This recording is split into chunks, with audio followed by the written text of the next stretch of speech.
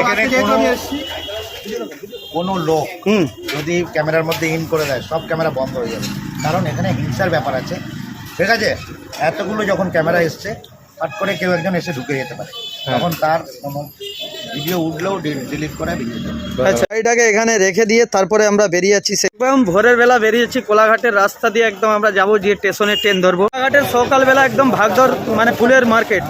কিনে নিয়ে যাচ্ছে আবার কেউ ফুল, হ্যাঁ ভালো তো, কেউ ফুল কিনে নিয়ে যাচ্ছে আবার কেউ ফুল বিকতে আসছে আমাদের কোলাঘাট শহরে। তো সকাল সকাল টিকিট কেটে নেওয়ার পরে আমরা বেরিয়ে যাচ্ছি একদম সেই মানে এর দিকে পরোটা খাওয়ার উদ্দেশ্যে। একদম কোলাঘাট আমাদের, এখান থেকে আমরা ট্রেনটা ধরবো। কষ্ট করার পর ট্রেন ধরে নিয়েছি, এখান দিয়ে যাচ্ছি হাওড়া। কোলাঘাট ব্রিজ দিয়ে আমরা বেরিয়ে যাচ্ছি একদম হাওড়ার উদ্দেশ্যে। বন্ধুরা দেখতে পাচ্ছেন কোলাঘাটটা একদম কিন্তু অসাধারণ লাগে সকালে।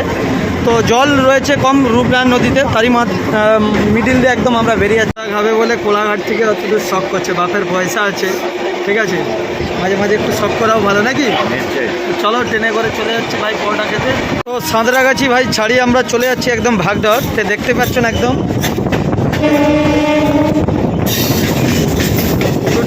প্রায় হাওড়ার কাছাকাছি চলে এসেছি, খুব শিগগির মধ্যে বন্ধুরা হাওড়া ঢুকছি। তো বন্ধুরা আমরা হাওড়া চলে এসেছি। এবার হাওড়া থেকে আমরা তারপর ওখানে বাস ধরে বাঘা যতীনের দিকে বেরিয়ে যাবো পরোটা খাওয়ার জন্য। সকালের ব্রেকফাস্টটা কিন্তু আজকে ওই জায়গা থেকেই হবে।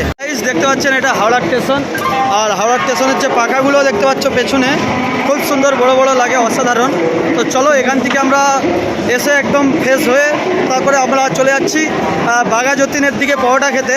তো বহু মানুষ কিন্তু আসছে বিভিন্ন জায়গা থেকে। দেখতে পাচ্ছেন এটা হাওড়ার ব্রিজ। আমরা একদম প্ল্যাটফর্ম থেকে বেরিয়ে হাওড়া চলে এসেছি ব্রিজের কাছে। এখান থেকে আবার আমরা বাস হোক, ট্রেকার হোক কিংবা পার্সোনাল গাড়ি হোক, যাই হোক ধরার পরে কিন্তু বাঘা যতীন। তো বন্ধুরা হাওড়ার থেকে বেরানোর পর ওখান থেকে একটা ট্যাক্সি ভাড়া করলাম। ট্যাক্সি ভাড়া করেই আমরা এর মধ্যে একটা দুর্দান্ত পাখা লাগানো রয়েছে, প্রাকৃতিক থেকে একদম কাঁচা হাওয়া, মিষ্টি লাগছে, কেন গরম পড়েছে ভাই দেখতে পাচ্ছ।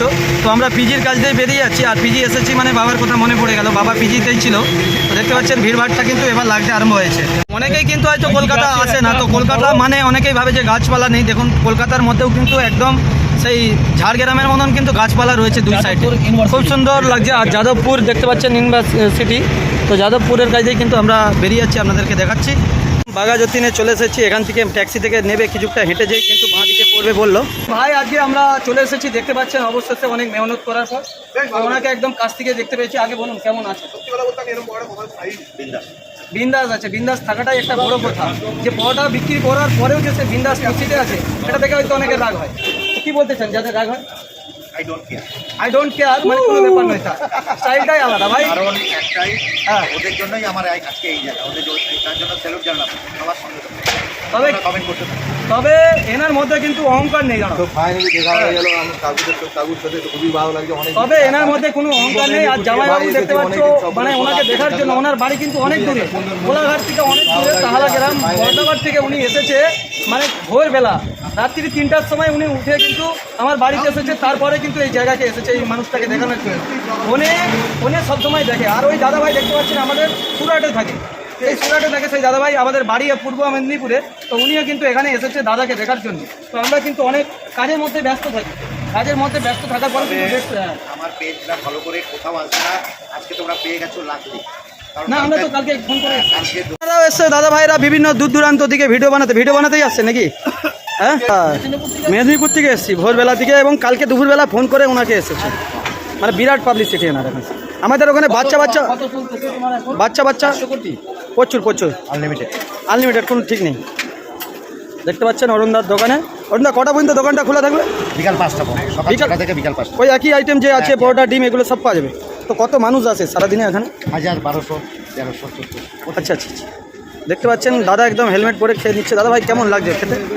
হ্যাঁ হেভি লাগছে ভাই। দেখতে পাচ্ছ যে আইটেমের জিনিসপত্র বানানো হচ্ছে। আর অরুণদা ভোরবেলা কটায় খোলা হয়? 6টার মধ্যে, 6টা থেকে। আর আজকে কাকিমাকে দেখতে পাচ্ছি না। আসবে। ও, তো কাকিমা এখনো আসেনি, খুব শিগগিরের মধ্যে আসবে। দেখতে পাচ্ছেন এখন দা এই গেটের কাছেই কিন্তু বসে খায়। দেখতে পাচ্ছ এখানে সবাই খাচ্ছে, ছেনাগুলো সবাই খাচ্ছে। আমরা কোলাঘাট থেকে আসি, কোলাঘাট থেকে এসেছি আমরা। এখানে এসে খুব ভালো পরোটা খেলাম। এখানে পরোটা বিভিন্ন জায়গায় পাওয়া যায়, কিন্তু মানুষ একটা হচ্ছে যে ফেমাস হলেই মানুষ সেই জায়গায় ছুটে যায়। তো পরোটা কিন্তু কোলাঘাটেও ভালো পাওয়া যায়, সব জায়গায় ভালো পরোটা পাওয়া যায়। তো মানুষ কিন্তু আসে যে জিনিসটা দেখার জন্য। তুমি কি বলতে চাও, পরোটাটা কেমন লাগে?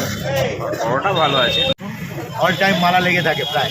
আচ্ছা আচ্ছা আচ্ছা আর মালা কি করে লাগে তো আপনারা ভালো করে জানেন। একদম একদম হ্যাঁ সবাই খাবে তো হ্যাঁ হ্যাঁ সারাদিনে আপনি কত কাপ চা খান? এগুলো বলা মুশকিল, চা আমার পেশা নয়, আচ্ছা, নেশা নয়, চা আমার আর আজ এই যে গিটার ফিটার বাজিয়ে চারধারে যে গান গেয়ে পুরো ফাটিয়ে দিচ্ছ, ড্যান্স তো মানে ড্যান্সও করছো এখন নাকি? তো হতেই হবে।